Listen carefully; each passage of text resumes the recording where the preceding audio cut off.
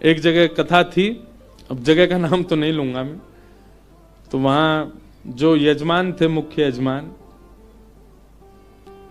वो इतने भावुक, पहले दिन से ही रोने लग गए। मैंने क्यों, क्या हो गया? बोले अब 6 दिन रह गए, आप 6 दिन रहोगे बस, लाल जी के केवल 6 दिन दर्शन होंगे। दूसरे दिन और रोने लग गए। मैंने कि भैया तुम ऐसे मत करो, अभी तो कथा तो पूरी करनी है हमको।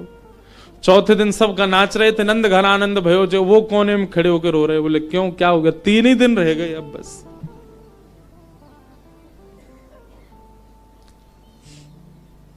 जिस दिन विश्राम दिवस था, मैं तो बहुत घबरा रहा था। मैंने आज क्या होगा, वो पहले दिन से ही रो रहे हैं। वही हुआ। अच्छा, ऐसा और था कि कथा करते ही मुझे एयरपोर्ट जाना था, मेरी फ्लाइट थी। कथा भी मैंने सुबह सुबह की थी 7 बजे से। आरती, विश्राम आरती हो रही थी और मैं बस ये था कि हे लाल जी कुछ हो नहीं, बहुत भाव में। वही हुआ, आरती करते करते दोनों, पहले तो उनकी गृहिणी मूर्छित होकर गिर पड़ी, बेहोश ही हो गई, और फिर जो उनके पतिदेव थे उनको देख के वो भी हो गए। उसके पीछे बिल्कुल भी किंचित ही, हमको तो समझ में आया था नाटक, लेकिन नहीं, वास्तविक था। पानी वानी डाला भैया, उनका ब्लड प्रेशर वगैरह सब कम होता चला गया। एक कथा भी आती है, सुना है? एक महाराष्ट्र के राजा थे। उन राजा का एक ही बात उसके मन में चलती थी कि मेरे नगर में कोई साधु आ जाए, मेरे नगर में कोई संत आ जाए, मेरे नगर में कोई भक्त आ जाए। दुनिया में ऐश्वर्यवान व्यक्ति केवल इसकी प्रतीक्षा करता है कि मेरे पास धन बहुत आ जाए। वो इसकी प्रतीक्षा करते थे कि कोई भक्त, साधु, संत, विरक्त या वैष्णव दंपति या कोई कथा वक्ता कोई आ जाए मेरे नगर में, बस।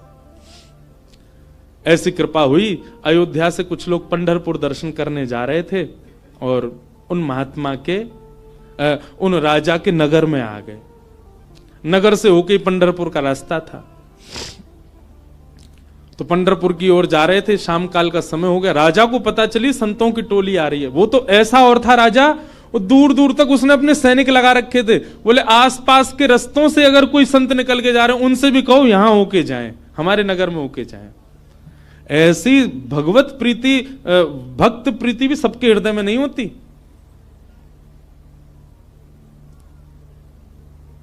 ये बात बंधुओं लिख लीजिएगा, जिस दिन हरि प्रिय आपको प्रिय लगने लग जाए, समझ जाना आप हरि से, आप हरि के प्रिय होते जा रहे हो। आपको पता चल जाता है व्रज से कोई आया, भले ही आप उसको जानते नहीं, पर आपके मन में उत्साह हो जाता है, हमारे वृंदावन से आए हैं, श्री राधारमण जी के यहां से आए हैं, श्री बिहारी जी के चरणों से आए हैं। भले ही आपका परिचय नहीं, फिर भी आप ब्रज से आए जान करके उनको प्रणाम करने जाओ। ऐसी प्रीति अगर आपके चित्त में है, आप प्रेम की अवस्था में आ चुके हो। हरि से ज्यादा हरिजनों से प्रीति हो तो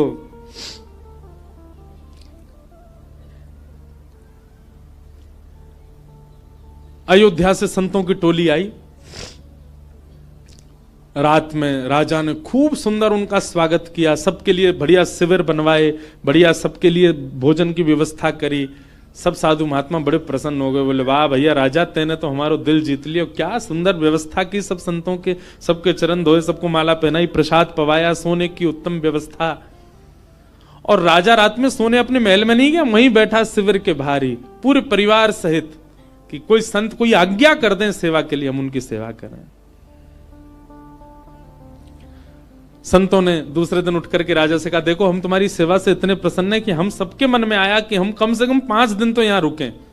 राजा रोने लगा, बोले महाराज मेरे ऊपर बड़ी कृपा, आप रुकिए।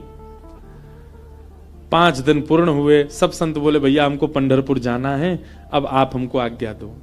राजा बोला भगवान मैं अपनी एक बात निवेदित करूं। बोले क्या?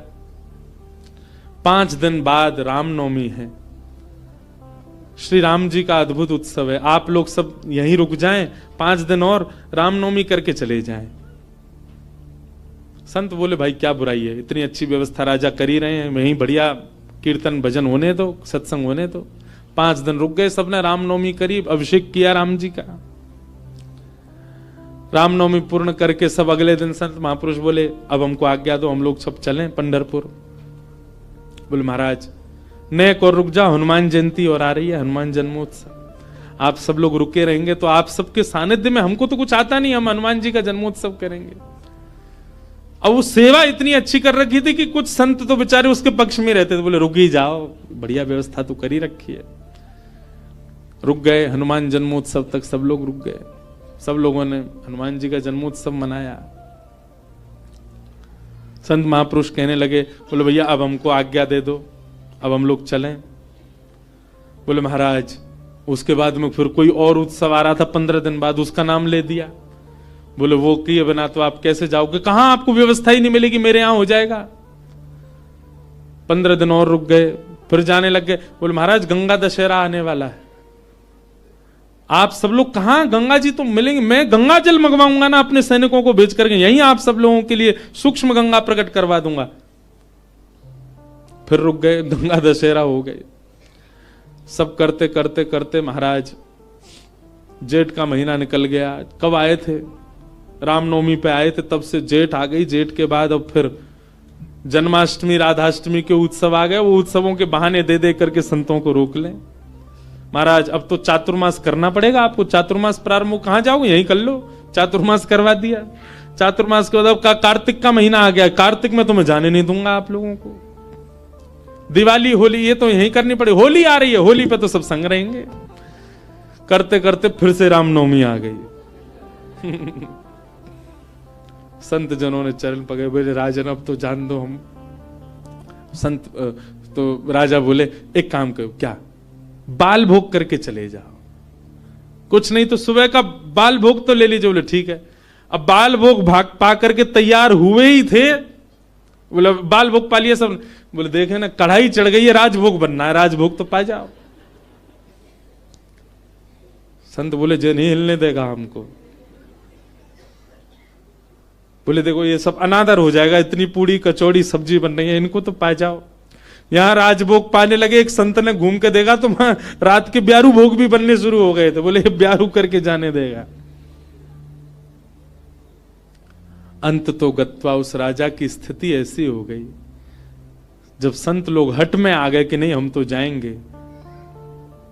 राजा के यहां से उस क्षेत्र से जैसे ही बाहर निकले, तब तक तो राजा रो रहा था, संतों के जाते ही राजा अचेत हो गया, प्राण निकल गए उसके। मैं संतों के बगैर कैसे रहूं, हम इस स्थिति में हम तो कभी आ ही नहीं सकते। खैर सुन लीजिए, बस हमारे यहां तो 4 दिन रुक जाए तो कब जाएंगे ये बला, बैठ गए हमारे घर में आके। सब तरीके के लोग होते हैं।